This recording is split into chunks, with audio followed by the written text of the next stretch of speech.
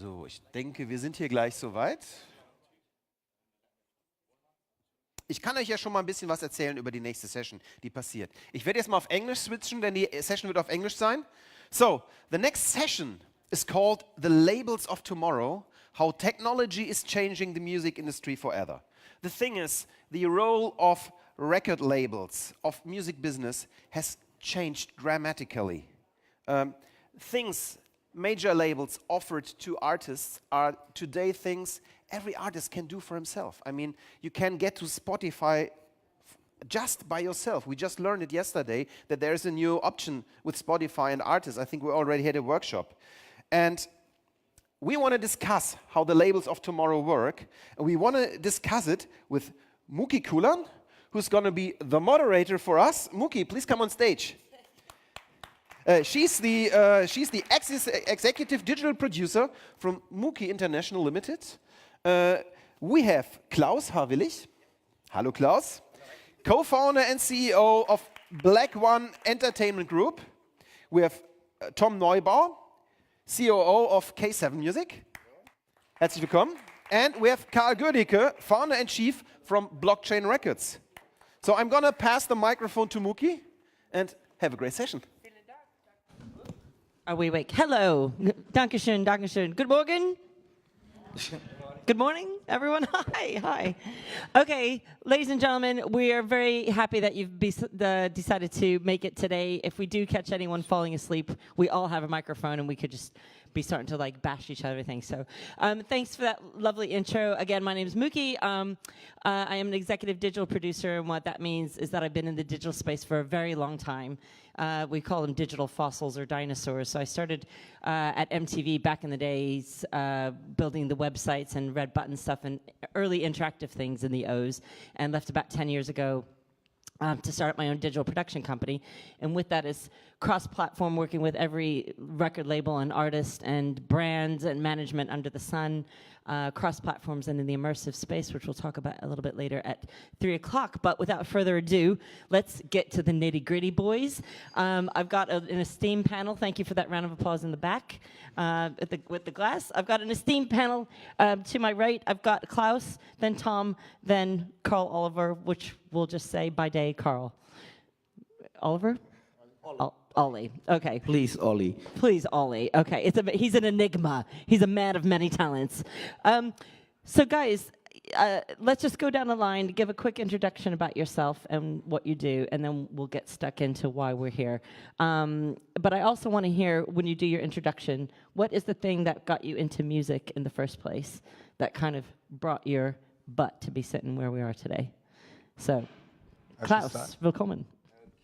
Is this on? Okay, great. Yeah, hello everyone. My name is Klaus. I'm a co-founder and CEO of Black One Entertainment, like a next generation modern integrated entertainment company, what we would call it. These kind of entertainment companies you can only find in Asia so far. So to my background, I've lived for a long time in South Korea. I've worked with K-pop companies. Some of you may know what K-pop is. And what we do is we bring the best parts of this approach, how you discover and develop talent and how you enable them like into long careers over to here. And yeah, so we are like one creative playground, a modern entertainment company. And your first taste of music? Like way back. I mean, I grew up with MTV and I was a fan of Britney Spears and like those pop stars. I mean, yeah. Hit me, like, baby. Tell yeah, it like it is. And it's kind of missing nowadays. That's our like opinion, like those, people who can sing and dance at the same time and are really great performers. And then we think there are like different reasons to it why that is. Which we'll do a deep dive into that later. So from K-pop to K7. Okay. Hello, Tom, welcome. Hello. So my name is Tom Niueweboer. I'm head of operations at K7. We are a traditional record company, or used to be a traditional record company, and by now we are offering all sorts of services. So we are a label service company, we are doing artist management, we have a handful of sub-labels. Yeah, so my first contact to music is probably when I was at the age of 5 years, and my parents more or less forced me to learn piano, and I switched to the electric guitar when I was 11, I think, and then I started to do some proper hardcore music with my friends. So. And you've never looked back since? Yeah, no. I mean, yeah, and then it evolved over time, and yeah, basically in the 19th, electronic music came into play, and this is where I got dragged into. Perfect. And hello, Ollie. Hello, my name is Ollie and I'm in the music business for 38 years. And I started as a DJ at the early age of 14, where I had my first paid gigs, then evolved as a music producer, label owner. I still run traditional labels. I became an artist manager 2 years ago. So I do actually everything surrounded by music, work for major companies. And then I saw there is a big difference from the traditional way of consuming music towards now newest technologies. And I thought the next step for me is blockchain technology, to use that with music. And so we founded Blockchain Records. So from a 14-year-old DJ to a piano prodigy to Britney Spears. Let's get stuck in, Okay, guys. I wasn't a fan of Britney Spears, but Were you? was more James Brown and kind of stuff. Well, funny, we have a photo of you dressed up as Britney. No. But that would be funny, wouldn't it? I really want to see that. I'll find it, don't worry. We work in digital. We can hack anything. So I know we're here to talk about the labels of today and where we are with technology and how things have changed so much. And whether you are new to this industry, say in the last 5 years, or have been doing it for a while and have seen this shift and change growth, I thought it'd be good to kind of just do a Wayne's World style throwback of what a record label meant to an artist and to the fans. And Tom, we were talking out in the lobby earlier, like, you know, the beginnings of record labels, knowing how important it was, and then the machines in the world. But let's just kind of go back maybe the last 15 years. The labels of yesteryear, like what did a record label mean for the music industry even 15, 20 years ago? Yeah, so 15, 20 years ago, probably record labels were the ones who gave you entry into the market, and this was the biggest thing probably for an artist. So to find someone who believes in your music and then give you the opportunity to build you up, give you access, press your CDs or vinyl, and push it into the market, into the distribution network. And yeah, as music consumption changed over time, today it's a little bit different. So it is. So it still serves. Do you think it still serves a purpose from what a label was like even 10 years ago? So that was like 15, 20 years ago. So Ollie, You're asking me. well, I am looking at you in the eyes. No, I definitely think they don't anymore. I mean, if you see the change of the business model of the music business, easiest comparison is like back in the days when the business model was like, oh, I want to sell sound carriers. The business model was like, I have an album or a single and I go on tour to promote the sales. And now actually music became a product that you need actually to promote touring, because the main income source actually is touring. Some exceptions sometimes occur with the big artists. And back in the days, they actually were like, Tom had a very good point, raised a very good point. When the increase of the CDs sales came, everybody was like, wow, we are in a boom time. It was a fake boom, like Tom mentioned before, because it was just people bought CDs from all the catalog they had on vinyl before. And then they were like, these are the golden times. And Format changing. It was a format change. And then the labels stopped actually having a risk, because when everything turned digital, marginal expenses like manufacturing, pressing, storage, artwork, cover, it dropped out, because there is obviously a cover for a digital release. I think every student or even my kids can do that these days. So there is no risk for labels, but still the structure of the deals didn't change.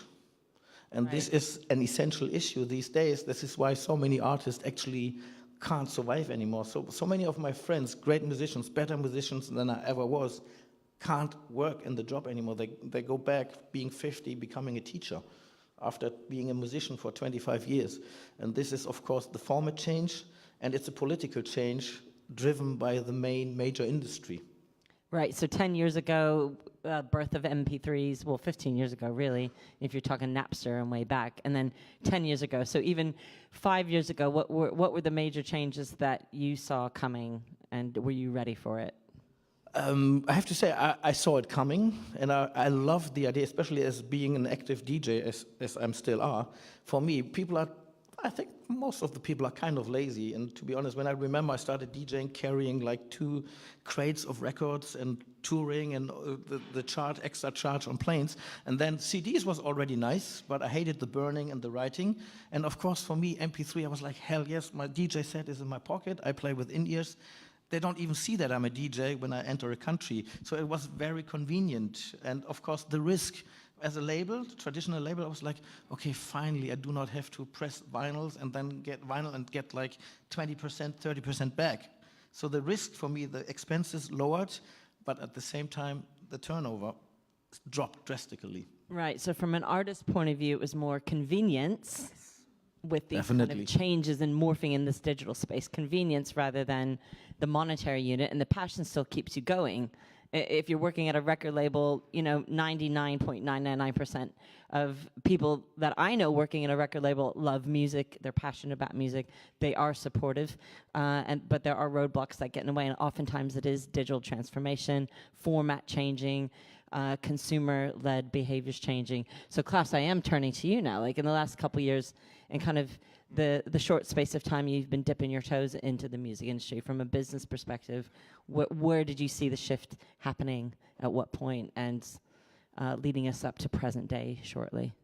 Yeah, so it's interesting. So if you look at back in the past, also what is interesting to note, like nowadays a major label deal doesn't mean anything. Like back in the days, it was kind of like a guarantee for success because they had like access to radio stations. They would give you access to studios, because back in the days it was really expensive also to go into a studio and record stuff. Nowadays you can do it on a laptop from home. And yeah, and they would also help you to get into retail, distribution, pressing CDs, right? Those were the things that was the traditional value offering of a label. And also what is important to understand is how does the investment of labels function. It is not a real investment. It's like more like a bank type of loan. You get an advance, right? So that you can produce stuff, and all the other costs are also then added up. And you as the artist have to hope that this album becomes a major hit, so you can recoup, you can repay the advance. And the funny thing is, very often in like 360 deals, also the music is then owned by the label, and you have to pay interest till like eternity for the stuff you produce with the money you just got loaned in the first place. Oftentimes. Yeah, very often times. So that was the traditional model. And yeah, but nowadays, with all the technology, digital distribution, CD is not that important anymore. Of course, the value offering is not that valid anymore. Yeah. Sure. So physical sales still exist, whether we think that they don't or not. They genuinely do. So people still do buy CDs. There is a resurgence in vinyl. Definitely, I'm based in London the last 20 years. I definitely see that happening as you. So there are formats that are still grabbing and grasping and holding on to find maybe like that next generation of audiences that want to be holding something physical. Are you with Klaus here on what's happened the last 5 years? I think what we need to point out is that actually the turnover with music didn't go down at all. So it's just that the artist didn't get anything out of it. And even the labels, for a certain period of time, it was difficult to get paid for the rights you own, basically. And this is still happening today. So there's this value gap some of you already heard of. So there are big companies who are earning money with the music they actually don't own. So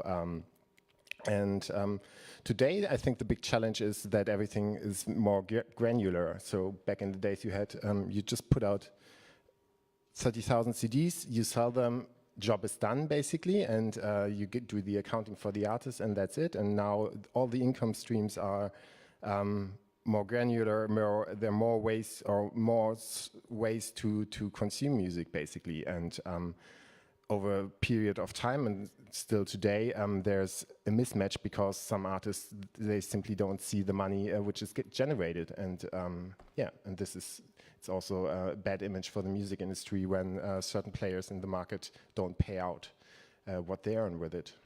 Right, so there's a little conundrum there.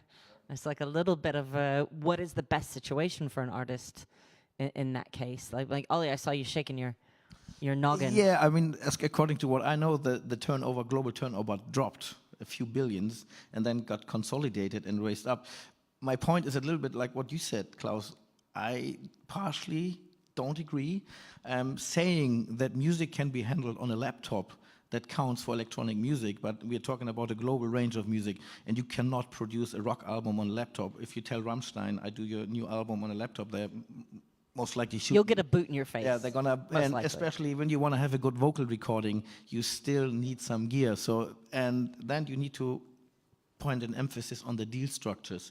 It's not that all labels paid for the production, depending on the deal. If you had a master deal, you presented the album and you paid for the production. So we're talking about artist deals, and the artist deals are a main problem because the payment for artist deals back in the days, if you were an okay artist, you get a share of 6 to 8%, and the producer usually got 4 to 6%, and they transformed these deals on streaming. And now you do the math, very easy, 4% on a stream. And then you have a third-party deal. If you're signed to an indie label, you get 2% on the streams, and this is why you have these gigantic figures like, oh, they made $1 million and I got £1,000. And this is like, if you can say like, forget about the past and look to the future, but to understand how the future will evolve, you need to understand the structures of deals from the past.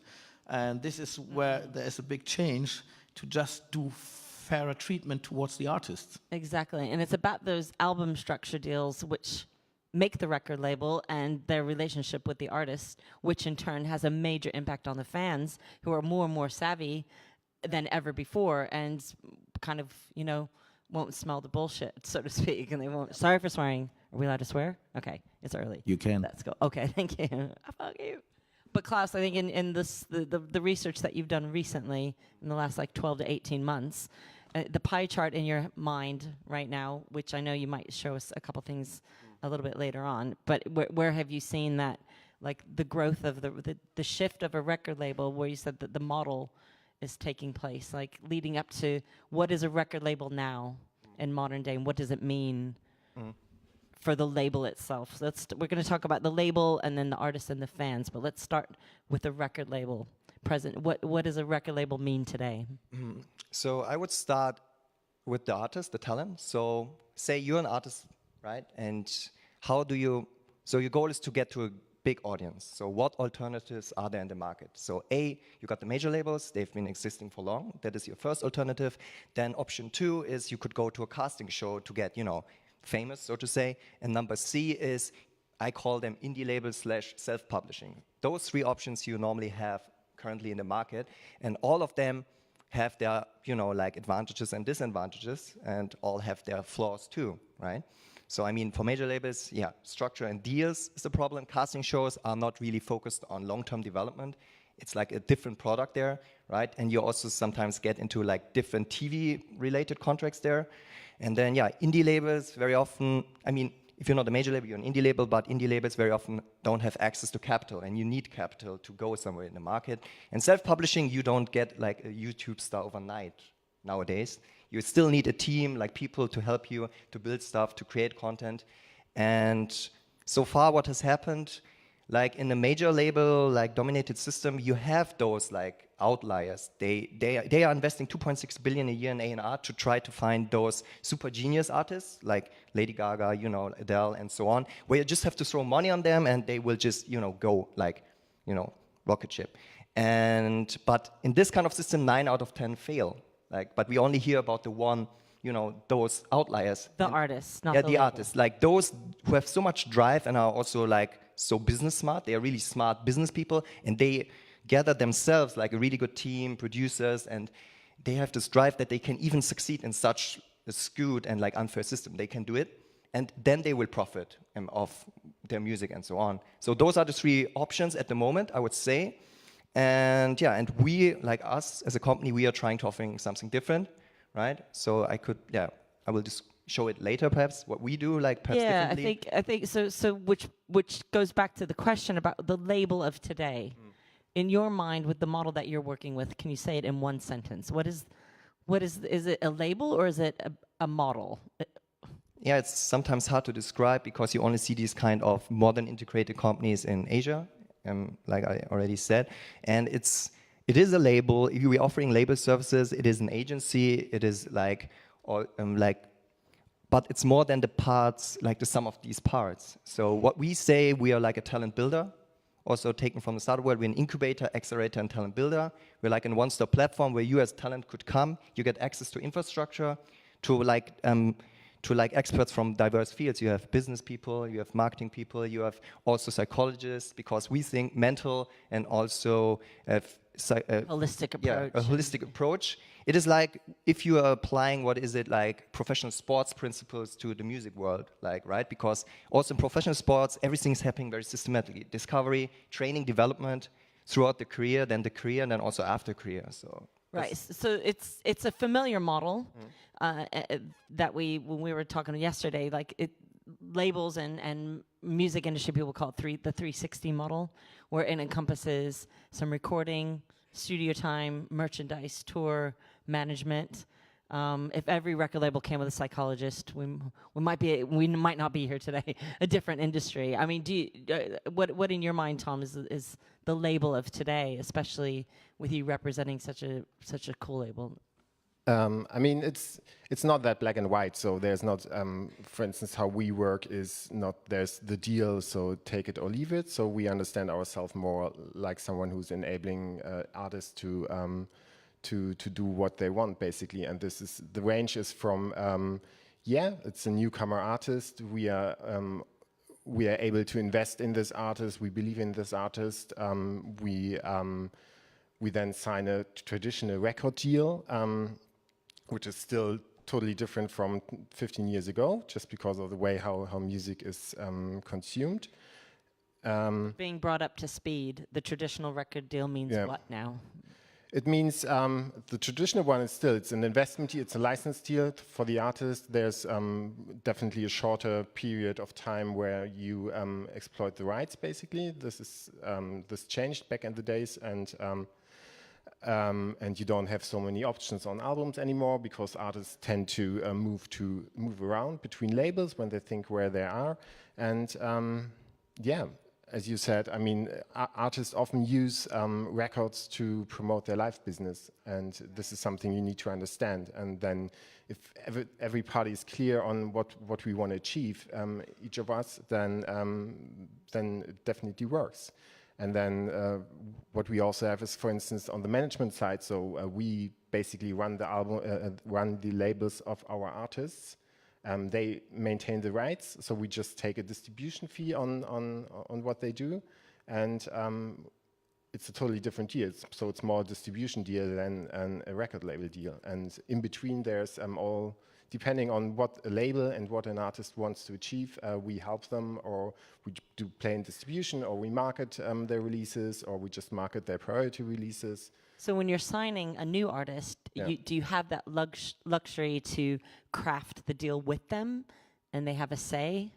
Yeah, of course. I mean, they usually also have a management, and we talk about of what we achieve. I mean, on the label, I mean, usually the artist deals are not our cash cows. So if we sign, especially newer artists, we often don't. This is not even profitable for us. So, I mean, at the end, we are a culture company. We sign music we believe in and we want to put out. So it doesn't necessarily need to be, a cash cow at the end. So for us, it's still living by the morals and values of K7 Records, which is I mean, which at is the an end, we are doing thing. it for the music, and we put out the music we believe in and we want to put out. So it's not necessarily. Like and sticking with you, Tom, the biggest tech change that you've seen, so kind of going back to what we're here to be talking about, like what the biggest pieces of technology or systems or software, hardware, what are you implementing personally into your day-to-day? Today or back in the days? Now, present day, what types of technology is influencing your job? I mean, your artists' lives. I mean, it's definitely, we analyze a lot of data to see where music is consumed and how it's consumed. So this is the main focus we put in at the moment. So a software for analytics. Yeah, we just gather all the data we get from all different sources and try to consolidate them and to get the full picture. And this also includes a record sale on Bandcamp or and everything that goes with it. So you're keeping your eyes on those kind of technologies that can help you as a business, which will in turn help the artists. And I mean, we have seen the transition of the music business. I mean, we are around for about 30 years, so we have been always Seen it. we have seen every it, bit. and we started with iTunes as one of the first independent labels back in the days. So that our digital department was a one-man show basically. I built it up back in the days alone and did all the pitching, and now it's a very big department, and we are constantly just changing, I think, and this is something which is very important nowadays. So you can't really rely on this is the music business and this is how we're going to do it for the next 5 years, and this simply doesn't work. It's part of a way of life now, isn't it? It's not so much like things springing up on you at the last minute. Like, there'll be streaming, there'll be some new formats to even make some music videos out of, etc., things like that. Yeah. So speaking of tech and a modern day record label, Ollie, let's talk about blockchain records real quick. Let's spice it up a bit. First of all, there is a battle going Throw on. some shapes. Yeah, there's a battle going on between artists and labels, because when you constantly sign deals to bigger labels, I don't mention any names, I don't want to do a certain bashing, and then you get a contract 18% on streaming for a master deal. And I'm like, are you serious? 18%? These guys are 4. 8-0. Yeah, like 1-0. 18. This is what labels offer these days. And I'm talking about big labels. I'm not talking about small labels, especially for young artists. Big artists, they could survive because they make the money on touring, but especially upcoming artists, they don't. And I think you have to go a little bit back, because there is no trust in this business anymore. So artists do not trust major labels. So first of all, you need to implement something that the trust from the artist is back, and find artists that are authentic to what they do, because I don't want to have like slow-washed artists. They're like the football players these days. If they take off their shirt, they get fined and a red card. This is too even, and this gets along with the development of the algorithm-driven, money, statistic, crazy situation, which you need to do. But you have to be very careful that you don't have like a slow washing program that is like everything is like, we say it hot but not too hot. In German you say it stört beim Bügeln nicht kind of artist, which are like around forever, and you listen to music and like after 20 minutes on the highway you crash because you fell asleep. Don't die, champ. Don't die. Because the music is so boring, especially when you drive on German highways. So the modern label needs to create trust at the first place. And the second point is transparency. Right. No artists are not made to understand the whole business, because they are artists. They want to perform, they want to go on stage. So why would I teach them everything? First of all, trust me. Trust that the label of the future gives you an overview and the transparency to see and realize that this is working for them. And this is why I jumped on the fact blockchain, this technology actually delivers this. So can you explain exactly how blockchain records works? And just a quick show of hands in the room. If you ask me to do that in full, we need another 2 hours. We have nowhere to go, people, do we? So, can we just get a quick show of hands in the audience? Does everyone know 100% what blockchain is? So cryptocurrency, keep your hands up. Okay, so that's about 50-50.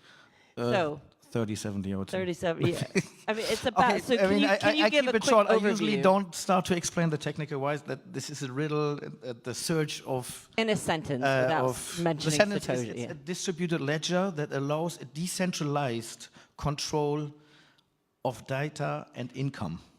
So, and you cannot fake it. So it's like, I said, we go to a record store, it's like every time you, back in the days, you sold a record or a vinyl or a CD, that your tax consultant was there to check, oh, he sold a vinyl, goes straight to you. So it's fast, it's direct, and at the end, better pay. There are, of course, some obstacles we have to get over. So it's actually a decentralized, like transparent, a much fairer paid business model towards artists. That doesn't mean that you will not need a label, because label services these days is about marketing and managing. I think even the label of today should offer management services. I wouldn't go this far to say like psychologically. I think this, because I want the edgy. I want the Amy Winehouse. I want drama on stage. I want a story to tell. So, and this is what we do. We're just about to finalize our software where we actually can provide our artists and music to all blockchain streaming platforms. There are, for the moment, there are 5 relevant ones. And we have a lot of connections already in LOIs with big companies, even like big name companies. We're talking to Sony, we're talking to publishers. They all want to try and see how that works. I can't tell you if it's going to be happening in 2 years or it's going to take another 10 or 15 years. They say that development of blockchain streaming technology will race as fast as the digital progress from 2005 to 2015, but in 2 years. And the predictions of the turnover this time around 1.5 billion. In 2 years, it's 11 billion. So, but it's covering the whole blockchain system. It's not only for music. And how do you implement your artist recruitment and convince them this is the right? I have traditional labels. I talk to all my artists, amongst Grammy-nominated artists, and I explain them what we want to do. And so far, I did not have one artist who said no. So they're all on our roster. They all want to do it. We have like great meetings and collaborations with people that are actually seeing that, because the trust issue is gone. Even if I would be a crook, I can't fake anything. It's transparent, and once it's there, you cannot change it. Yeah. And there are obstacles, like the volatility of cryptocurrencies is still an issue, but there are enough startups solving this solution. So people are willing to take a chance.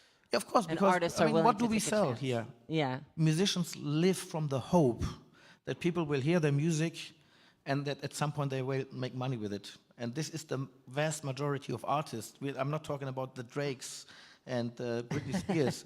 Yeah. So I'm talking about music. So one thing that keeps coming up here is that what I've seen a small theme in this conversation is that an artist still needs a label,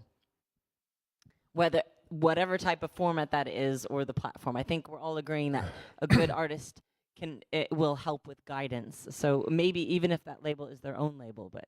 Yeah, I think it depends on the artist and what you want to achieve. I mean, we have this topic that artists can upload music directly to Spotify. Sure, I mean, there are artists where it definitely makes sense. If I'm starting in music, I want to do everything myself, fine. Then I just go to TuneCore or CD Baby, upload my music, or go directly to Spotify. DIY label. DIY. You are your own label. But at a certain point, I think you should focus on what you're good at. And this is, usually it's music and not marketing and building your brand, basically. And at a certain point, you need partners. This, can be low involvement. It can be a company who has a full team behind you and will put all the effort into it. So option A, do it yourself, everything yourself. Option B, make the music, but then get some help from other people. Option C, try to get a label deal that has the expertise inside. Or option D, do a different route, like Klaus's business model, where you're auditioning into an academy and then growing from there, almost a school way. So we have really, really fantastic 3 different perspectives here. I know that we've got some questions from the audience on Slido, so should we kind of go to those? Is there anything kind of catching your eye, guys? We'll be marketing, sure. So to the panel, how are you going to make sure you're going to survive as a label if YouTube, Spotify, Apple start to do what you do? Yeah, I mean, I would pick the second questions, not this one. Too late. This is the one I But asked. this is exactly also what the other 2 guys said, and also how much of the work a label does will be marketing and branding in the future.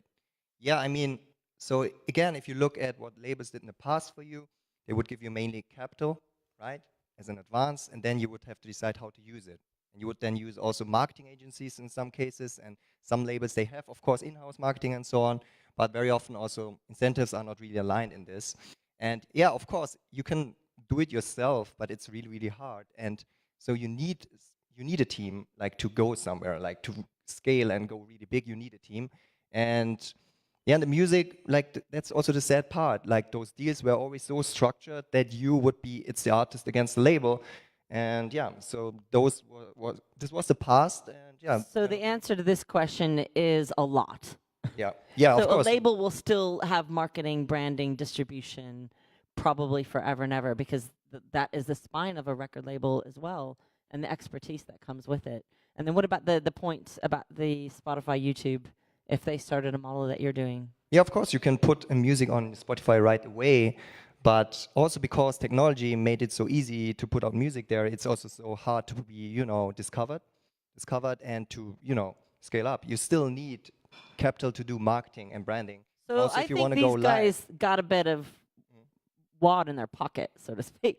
These three major players. So if they started to do an academy and A&R, which they do, we know that already in the developments that Apple have done even in the last 2 years, especially with their collaboration with Beats and things like that, and the incubation and the money that they have. Tom. Yeah, I think, I mean, I think you can't put everyone in the same pot here anyway. So, I mean, I think everybody should do what their best is. I mean, at Spotify is a tech company. I mean, Apple Music is a lifestyle company. They put a lot of effort into curating music, and I think it's not in their interest to be a label, because this is something they can't do. And I think you need to have people working with the artists who have the expertise and know basically what they're doing and where they're coming from. And Apple Music are very interested in working with partners and giving them the music. I mean, this is at least the experience we make. And yeah, I wouldn't be too scared about this question. Basically, if YouTube wants to start a 360 label, sure. In a way, you all three of you could easily survive, will easily survive if these three major tech companies started a label, because yeah, I mean, ultimately you're doing something that you've also got some heritage and creds. I mean, we are definitely, I mean, they would do something which makes money, and this is also the step Spotify did, is by opening to the platform to artists, is to please their shareholders and nothing else. Yeah. I mean, they have no interest to manage trillions of uploaded music. They just want to gain market share, basically. So we are working in a niche, and we have our goals are not to making most out of it, to be the most profitable company. We believe in the music, and I think this is different to these companies. I'm so happy you said that. Yeah. Yep. I will give you a round of applause. Couldn't agree Believing in more. the music is why we're all here. Yep. It's why we're all in this room. It's why we have a passion to help people in the industry and keep things going. Yeah, Ollie. I fully agree. I mean, these are major companies, and most likely their interest is to commercialize and monetize as much as possible. And as you saw, even major labels try to set up streaming platforms or download platforms. It didn't work out. And I really don't care, to be honest. And you don't forget, there is an aspect to labels. It's an image transfer. Because you do not only sign for money reasons, you sign in many niche markets. Yeah. Me as an artist, I would love to get signed to K7 Music. Would be great. I know I'm a guy. I'm not just not doing the music, but like or on other labels and techno genres. So there is more than the monetary aspect to it. So they can do whatever they want to do, but they still can't create this lifestyle. And I think many artists would be like, oh no, I don't want to be signed to Spotify Records or to YouTube Records. It would be more embarrassing because it's displaying actually your true origin of, oh, I want to make money. But I suppose if you're a 15-year-old that's built success, millions of followers on a YouTube channel, you're young and naive and might go toward that direction, because that could be, you know, Gen Alpha, you know, that's the under 8-year-olds, right? They could be blinking. They'll be microchipped behind the eye soon, you know. It's like, and start their own label. So we can continue on with this, guys. There will be beers later. Right after this panel. Let's start drinking now. Can I stick with you, Ollie, on that very first question up there about like what do the labels, entertainment companies have to be doing to develop sustainable artists? And then we'll throw to Klaus. Yeah. Very good question. I mean, yeah, of course. I mean, you have to see, there is one certain thing we always tell our artists, because we run a management company. We have 2 quite successful artists these days. It's a shift of your mindset up, because people who see themselves as an artist, I'm always telling, see yourself as a brand. It's helping to support actually the way you can market yourself. This is a conscious shift of conscious, because most artists are like, I'm a DJ. No, you're not. You're a brand. Because like it sounds a bit lame and too much And it's your technically, job. but it's a job to do. And so if you say like what have labels to do, companies, entertainment companies to do, of course they have to deliver a different service, because the main job of a label from back in the days is no longer there. So they don't have these risks. They have less expenses. So they have to actually find a deal, because there was a question about the 360 deal. It's kind of a 360 deal. I would always exclude the live factor, because I would always rely on a good company who is an expert and booking artist. So we exclude that. I can't book. Your rise here. See, hello. So I would exclude that, but of course you have to educate artists and tell them structures, starting from how do you handle social media, because most of the artists are like, oh, I have something to post, and everything they post is not essential to anybody anymore.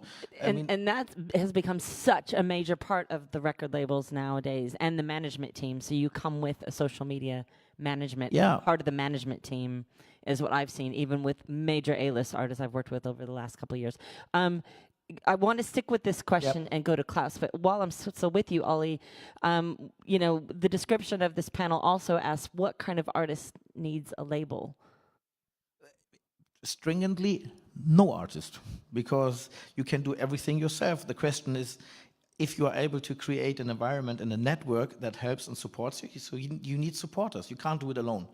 So the question is, okay, is my platform, am I good enough to get the following on social media, Instagram / YouTube, everywhere?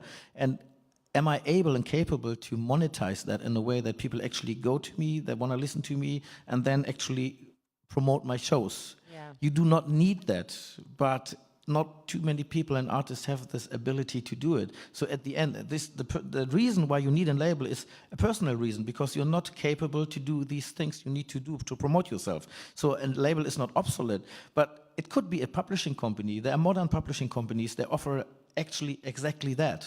They start promoting labels, and I think for big publishing companies, because there's a bigger sense for publishing than for labels these days, to certain things about the copyright Platforms growing and growing. Yeah, exactly. So publishing companies, they have a big shot. If I owned an important publishing company, and there are some, they go exactly in this direction. And you don't? You don't? No, you don't small sleep ones. anyway. We are small You may as well independent start a- publisher.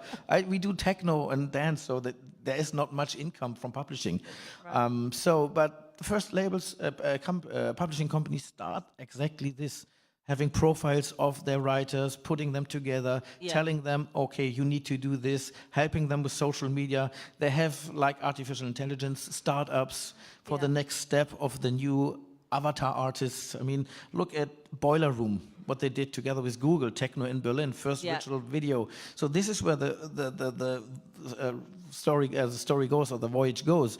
And so this is a challenge, and I love this challenge, and I want to be part of this. And those formats are equally important, which we're going to touch on at 3 o'clock today, right in this very room. I want to just kind of rewind slightly. So there were 3 questions up there that we can combine back to you, Klaus, about the kind of that sustainability, the combination model. I love that you brought up publishing, because we've not brought that up yet, and it's still so important. It's more important than ever before, publishing and rights and the licensing and distribution. So if we don't mind getting the Slido questions back up, please.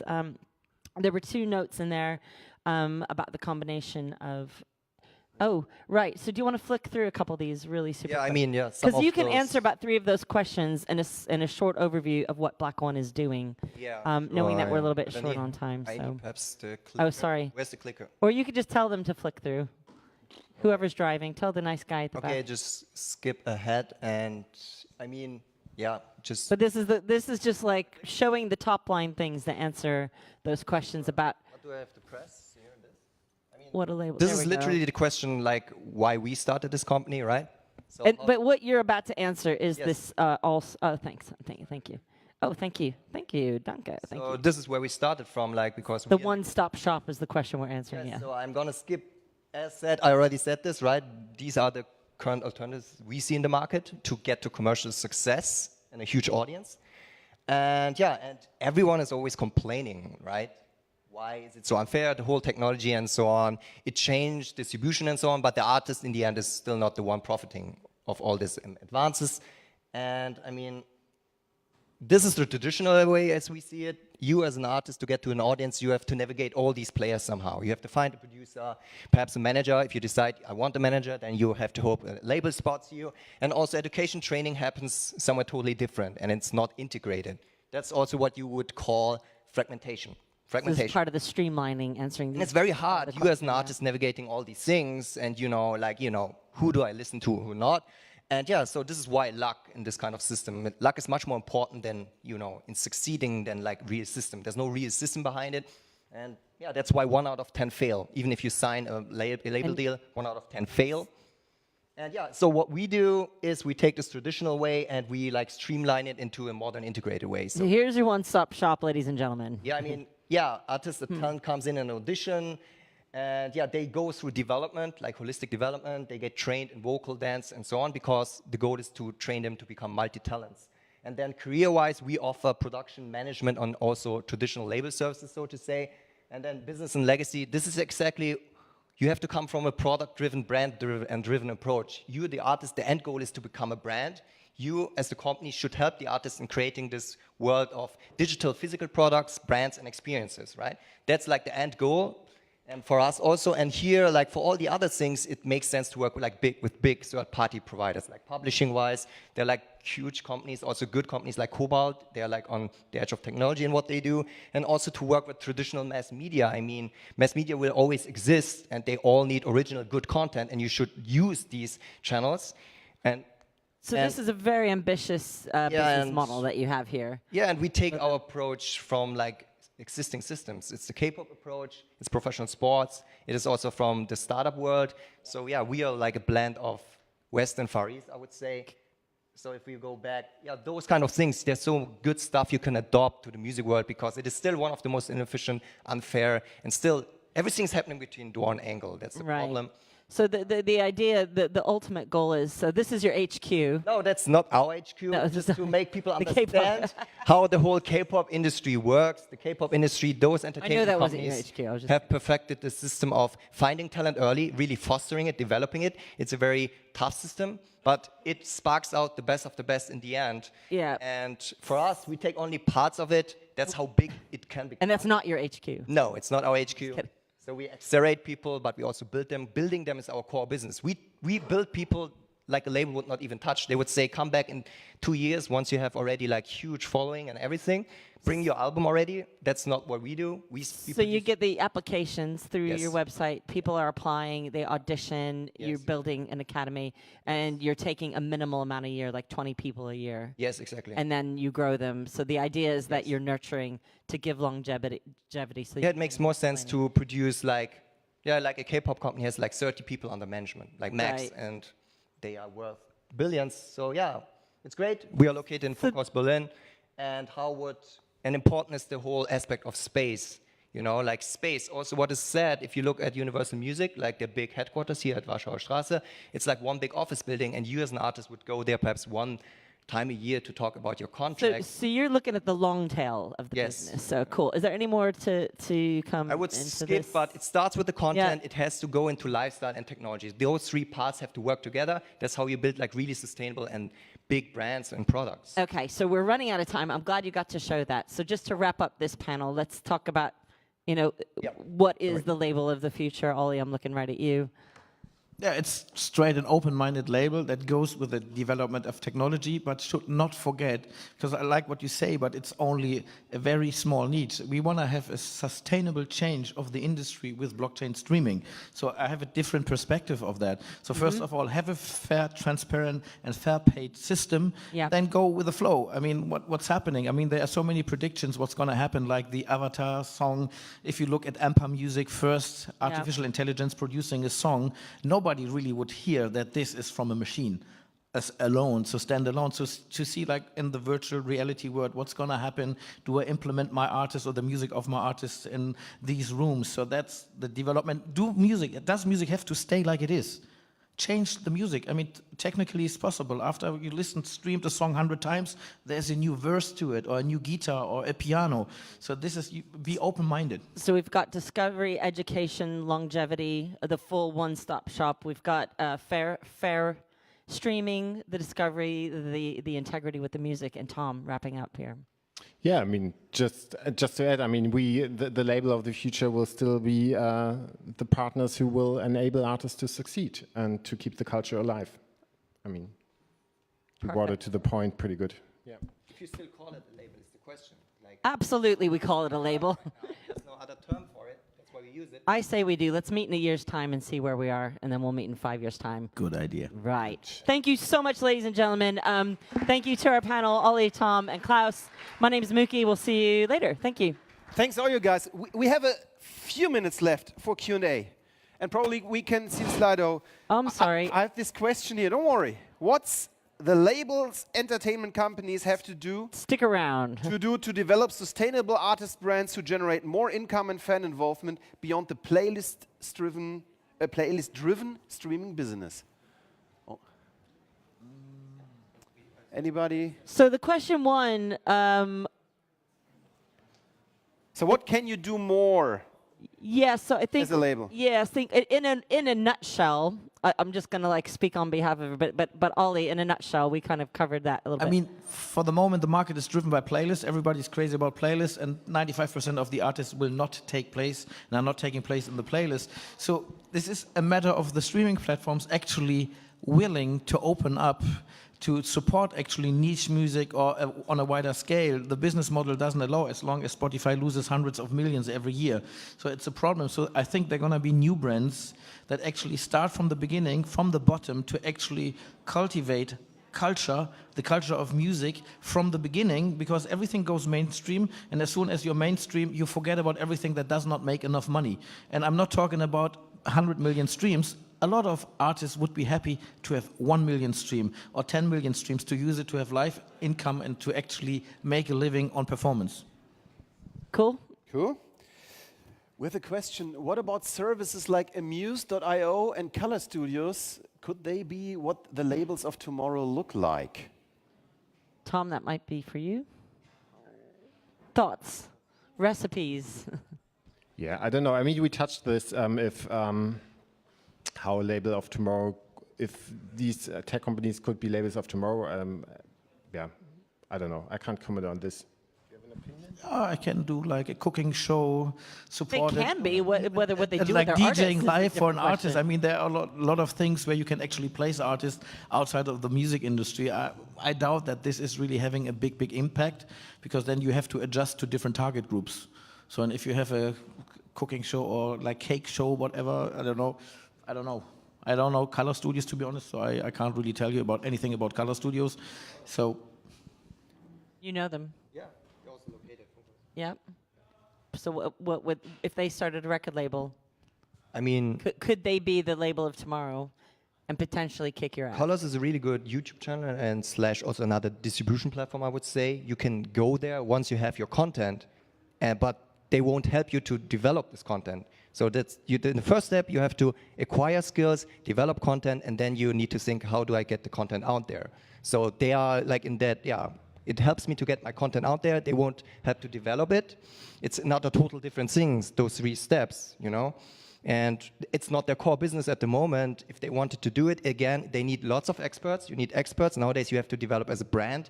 There's so many things you have to think about. You need experts from social media, from marketing, business, and all these different things. And they'll have that because they'll have the money. Yeah, but and They perhaps can hire people. Yes, and of course anyone can do it. But if they want to do it, I don't know. Yeah. Right. It's just basically anyone could start a label. It's how well you do it and run it. True. yeah, but it has we go to all nothing, these questions. nothing to do It's with money. exactly that. I mean, you know, Google Plus. It's how well you do it and what you're doing This with company, where's Google Plus? With the Right. richest company in the world, Yeah. Google Plus did not make it. Right. So money is not the solution to start a label with a sustainable impact. it. No, So- it should be a passion for music. Number one. That would be most likely the that's the case. number This is one why thing, we really. to release music. I release music. I know I'm gonna lose money, and because there's the question 50-50.